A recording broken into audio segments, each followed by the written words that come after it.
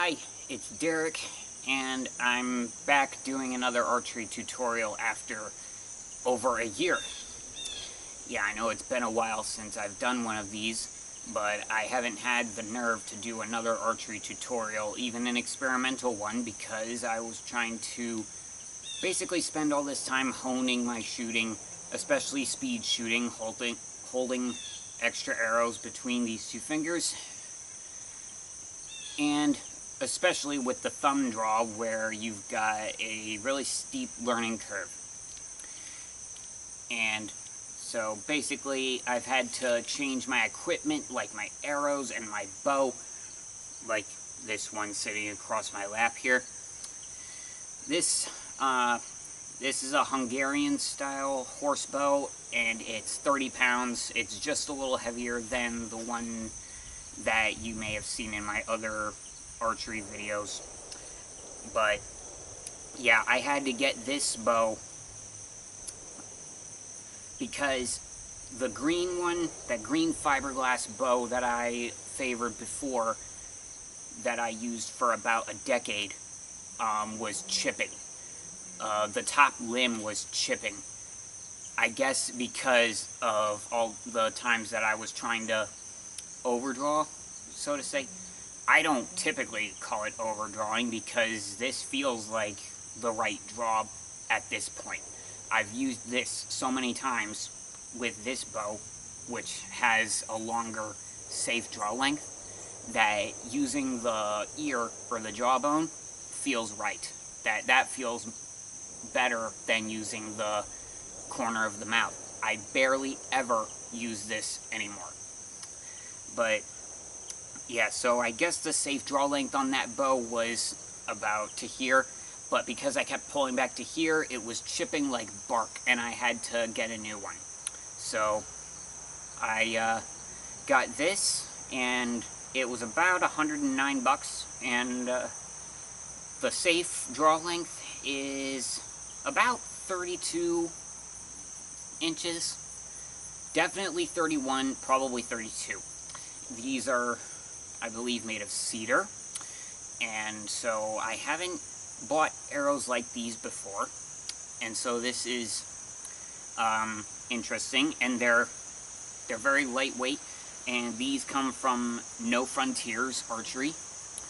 I got the link to the site and one other site, I can't remember what it was called, from this group online that values traditional styles of archery and traditional looking arrows, and they all come with a black odd feather, and so I grabbed, and so when you pick the color of the other two feathers, I chose yellow because then they would be easier to spot. With this bow is more ideal for the type of archery that I like to do. And so it feels a lot better to be using this type. For example, the curves here are actually out. You know, they're not just a couple of inches. The string is actually in contact with the cias here. There's a thickness to the cias, and so the limbs spring back faster, which is why they're there in the first place. And because I favor the right side of the bow, I started wearing this.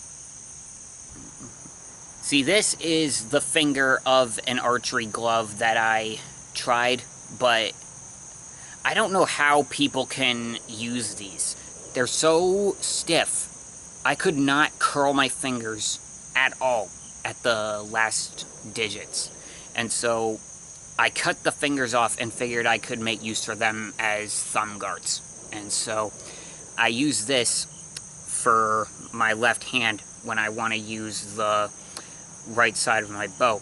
And this is a thumb guard for the thumb draw. Not a ring or anything like that. I don't know my ring size for these, and I don't want to get a ring that's gonna fly right off my thumb or get stuck to it. So I got this for Christmas, and it's got a good strap attached to it, and my thumb fits, you know, nice and loose in the leather, and the leather is very strong. It's very thick and durable, which is what you need for this type of grip. So this is what my tutorial is going to be on today, the thumb release, because I've had more practice with it and can actually show you what to do. So, and yeah, if any of you are familiar with the references in Saracen archery about how to nock, then basically you have the arrow in a pinch with your thumb and forefinger against the right side of the bow, slide it into place, the thumb goes over the left side of the string while the arrow nock and forefinger go over the right. If you couldn't see that properly, here, I'll do it over here. So, like this, super simple, and that's what I always do whenever I use the Mediterranean grip. I do not lay it over top like this and then switch my grip. Too many hand movements. And I also don't do this anymore because of how many times I've jabbed my arm guard and how many scratches my previous bow got. So what I do, if I want to use the Mediterranean grip, is just slide it over, drawing fingers or underneath, and pull it back this way. Very simple, and it works with any type of quiver you have, whether you're carrying your arrows on your back, which I don't do anymore, which I haven't done in years, or a hip quiver, even better, because then you can actually see your arrows.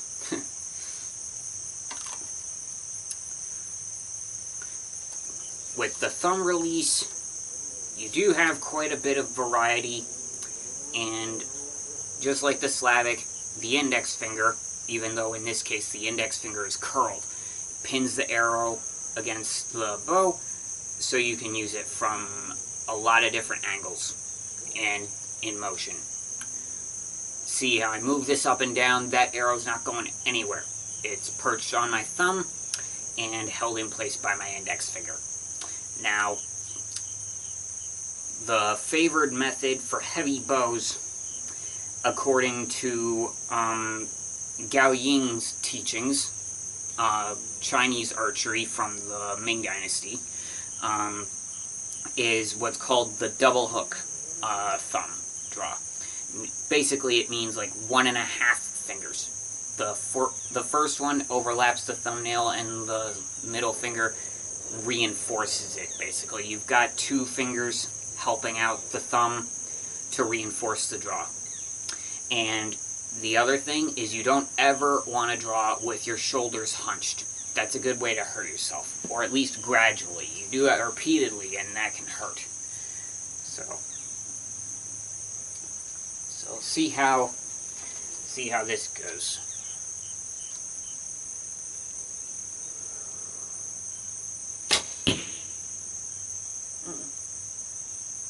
Not in the center, but it's in the blue. And I could see how it wiggled through the air and landed in the target. Now the thing with me and the thumb draw, the Japanese have this Zen approach when it comes to shooting. They do it so calm and peaceful. They put more emphasis on this than this. Basically, the Japanese style Kyudo, basically a form of meditation that happens to involve using a bow and arrow as kind of a conduit, if you want to call it that. So basically, the shots are the outer display of what's happening in here and in here. And so When I practice with the thumb release, I'm not typically speed shooting. However, there are multiple ways to hold your arrows for speed shooting with the thumb draw. My favorite one is this one, where you can hold them down like daggers and put each one on the bow, one by one.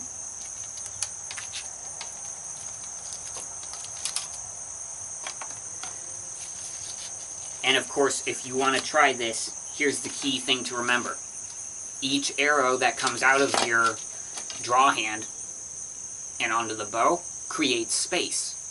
So whenever you bring one arrow up, if you've got extras between underneath your last two fingers here, what you got to remember is that because it creates space, you need to curl your fingers in more, so that way you don't drop the other arrows. I've done that plenty of times, I'm not gonna lie.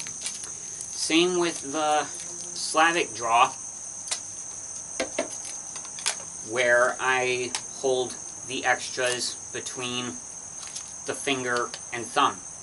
Specifically, the first two digits of the forefinger, okay? You don't use the web of your hand, the fork of your hand, to hold these extra arrows. That will make the transition a lot more difficult. So yeah, with the thumb, just remember 1.5 fingers over the thumbnail on the right side. And you let the bow settle in the web of your hand. And what I do is I hold it with 3 fingers and have my forefinger and thumb extended like this. That grip is called eagle claw. And what this does, when you draw the bow, in fact, Saracen Archery has an illustration of this too, just with the forefinger moved a little differently. The forefinger's hooked in with Saracen Archery. However, but the same principle applies. Basically, the root of the palm applies backward pressure, and the web of the hand applies forward pressure. So that way when you release, there's a natural follow-through. So if you're one of those archers who wants to try some form of katra, then this would be more ideal than consciously trying something like flicking your wrist. Because, and that's speaking from experience, because I've tried that multiple times and could never get the hang of it. So yeah, what I do is I leave my forefinger and thumb not tensed at all. They're not doing anything. The 3 fingers down here, they're not even holding the bow very hard either. They're just wrapped over it. And the tension on the bow pulls it into your hand. So you don't need to have a tough grip on it. So, try this again.